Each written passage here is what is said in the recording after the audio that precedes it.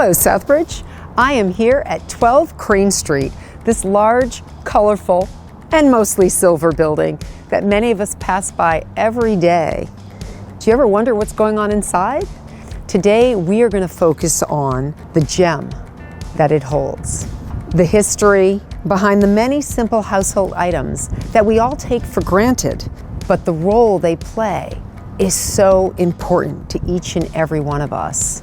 And we're going to find out Southbridge's part in all its creation. So let's go inside the Optical Heritage Museum.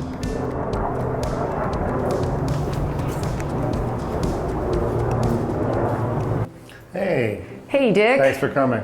Thanks for having us I'm here. really excited. I appreciate the publicity. Yeah, Thank well, we love having the opportunity to tell the people, our viewers, what's going on here in 12 Crane Street. The Optical Heritage Museum was founded, as you may have said, in '83, but we reestablished and we've been here since 2014. My company Zeiss that I still work for, who bought AO Lens, is the sponsor, and we're having an event soon and they're sponsoring that along with the museum. So I'm really thrilled.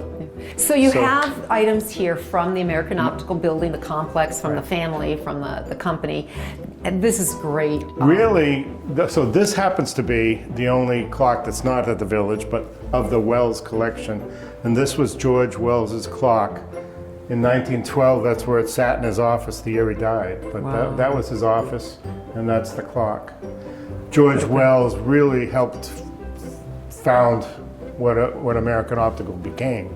And you'll learn more about that. But this is just, I love that clock. Great, great. And I see some other items here. These are more not just the AO, but Southbridge Lumber Company, different products from the area. Is this something that the museum is going to get into a little bit more? I would love, if I have more money to expand displays, I would love to have a whole Southbridge room, because I have a lot of Southbridge memorabilia donated from a lot of people. So this museum is set up to display all things optical, not just the American Optical, who had such a large role, but as you said, Zeiss, Sola, all these other companies around the world who also participated and made contributions. Really, I like to say what happened at the Village, old Southbridge Village, founded by Ruth Wells, who helped found this museum in 1983. I like to say this is what happened in New England after 1840 till the turn of the 21st century. You know, we have items here, but fiber optics and lasers both started in Southbridge, and you'll learn about that. So this is the entrance, and we usually have people log in on the iPad just to see the diversity of where they're coming from. And people come from around the world, so I'm really thrilled by that. Okay, let's just go in. So what do we have here? This is quite unique. These pictures are We great. wanted to kind of start with what made American Optical great is the people. And that's a 1925 image of people walking out of the main plant. I love that. So this is one of great. the oldest pictures, 1883, factory workers of George Wells. Yep. I had a first event at the hotel, and also I love that 500 people at a bowling banquet in the town hall. Can you imagine? Bowling was a big thing in Bowling, Southbridge. right. Three Three bowling, lanes. yeah, three alleys or three places to go bowl. I bowled as a child, so that's pretty unique. And by the way, that's a Shepperly frame, but that's our unofficial logo because I think it's so great. Very cool. So give us the tour. We Let's have see. some recreated images that for an event we're upcoming having. And you know, this is a unique piece with all the men sitting around the table, all scientists and engineers But notice and such. the woman. That's Dr. Estelle Glancy, and she has the progressive lens patent. But she was hired by Dr. Tillier, and to see her in 1920 in a meeting and for patents is amazing. Southbridge was ahead of its time. It really was. And why do we have glass here? What The does reason this for the signify? glass is in 1979 they shut down the glass plant, and some of you may have seen chunks of glass around town. They had to chop out the glass because when it solidified. That's why but that's the last glass made in Southbridge. That's the last glass. Cool. Come on in. This is kind of an instrument room, and this is probably the most famous lens. It's now no longer made, but it was made in Southbridge. It's the Glass Executive Bifocal, and this is a blank, made from 1952 to 2005, our longest running production. Ben Franklin basically invented that, but we made it first. The most interesting thing, however, is President Kennedy ordered 3 pair of these glass executive bifocals, and we got the order the day he was shot. So Wow. it's kind of Unique. I want to point out, we mentioned Dr. Glancy. She has the progressive lens patent. She was extremely deaf, couldn't get promoted as a woman astronomer. She came to work at AO and they promoted her.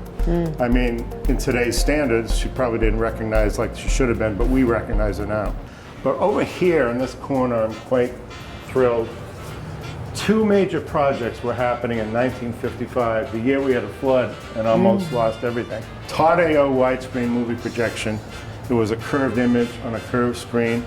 The first movie was Oklahoma, and it premiered in New York City in October, 2 months after the flood. Nice. Now, also developed in Southbridge, people just don't realize, but fiber optics really started in Southbridge because of Will Hicks and the CIA. The CIA hired, I saved that key to the vault, but they hired Will Hicks to come to Southbridge. And some of you may have known Will, he was quite a character. But he worked on early fiber optics, and that's why Southbridge is the lead still. Oh, this is kind This of a is cool kinda thing. Yeah, cool. tell us a little bit. This would be something I think that people could really relate Some to. of you may remember Curry Edwards, but this was AO's method of sending paper from one building to another across the whole campus. This is the tube You'd put situation. The tubes and you'd would put the tube in here and it would go, suck it down, just it would- like yeah. today at the drive-thrus, the ATMs. yeah. But this went across all the whole campus of AO. Yeah, that's amazing considering how big that campus Even the is. buildings that you're talking about, it Yeah. just did a feature on it, Yeah. went through all of them. So what do we have here? This is our antique spectacles room, and it's really quite a collection. And by the way, I'm hosting another event in April of antique spectacle people from around the world. They're coming to see this. To check it out. Yeah. Anyway, our most valuable, I'm told, is this from 1795. It's the first patent of England of side shield and flip down. Wow. And that's very rare to see that. 1955, aside from fiber optics and Todd AO, was the Schiaparelli designer frame. And that was quite a release too. It's really different, and it kind of led to the cat's eye look. And Dick, I have to point something out for the viewers too. Somebody might recognize these people. Sometimes they would use workers, some of their employees yes. who could pose for these pictures. And I came in and saw this picture and was shocked because this is my Aunt Alice. She worked for many years at the AO. 1955, and she was at a reunion. It Beautiful woman, still is to this day, in her 80s now. And, Yeah, sad so I'm very excited that she got to model some glasses. Now, something here doesn't look like much, but it's really a revolutionary change that AO introduced in 1930. If you notice, these frames, and it's not the material, but it's where the temple is. The temple was moved. Everything before 1930, all the frames, always had the temple in the middle. Center, yes, right. And then, and if you, those in the audience are wearing glasses, you probably now have the temple at the top. And that's because of AO. And it really changed the industry. But you could see better, that's why. But think about it, no frame before 1930 had that feature. Wow. The first driving goggles were AOs in 1906. Cars did not have windshields, so they needed protection. But the early spectacles, early safety eyewear started at AO. Laser protection, I worked on those. Those are hologram lasers. We have eyeballs. Monoplex hand-painted eyeballs, still made in Sturbridge at the base of Fisk Hill. But hand-painted. And Walt Disney figures used those in the presidents and other things. Now, I chair the eyeglass committee for U.S. standards, and I've spent my career measuring lenses, and it turns out breaking lenses. Now, in 1971, President Nixon signed a law that I've dealt with ever since that says every lens worn in the United States must be capable of meeting this drop ball. If it doesn't survive, then it's usually the coating, but that's how they break. Glass must be tested 100%, and plastic is batch tested. But the drop ball test was developed at AO, so AO developed that, and that's still used today. Now over here, I got to show you, here's the birth of AO. AO was This little wooden founded building. I call it the Hartwell building, but where Styles is today. William Beecher was the jeweler. Right. And he started making these frames. So this is the birth of AO right there. Now this, if anyone's had the puff of air for glaucoma, that was developed in Southbridge. And this is the first device. It was a good friend of mine, Bernie Groman, who worked on it. Unfortunately, was killed by a car in Buffalo. But this is the first device, and this was donated by Reichert when they learned about the connection of Groman. Now I got to point to this desk.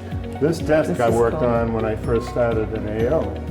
And Gabe McCarthy, when I shut down the cement building, saved this. I dragged it down here with Donna Silverberg at the time, and I said, I got to throw this out. It just doesn't fit, and I'm running out of space. She said, well, let's just hang these original paintings because they're valuable.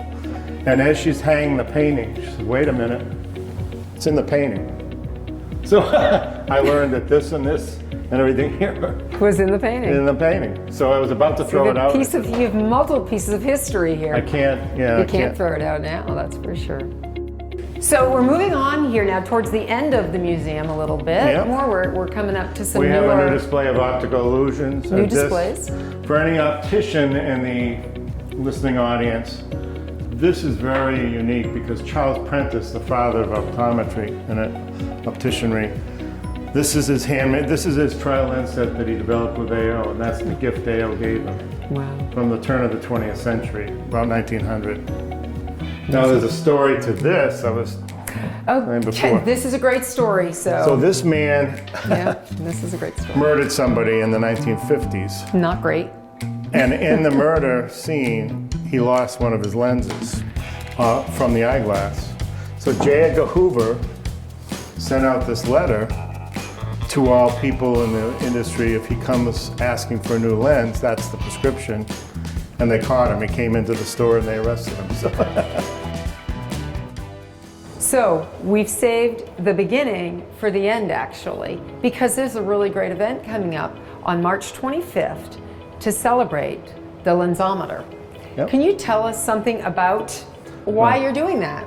The ASME is the American Society of Mechanical Engineers, and they designated right when COVID hit that this was worthy of recognition. We're going to have a plaque and everything, speakers. What's the big This deal? is a really historic display of various ages of lensometer, but this particular device right here, and it's going to be more prominently shown, was developed by Tillier and Glancy.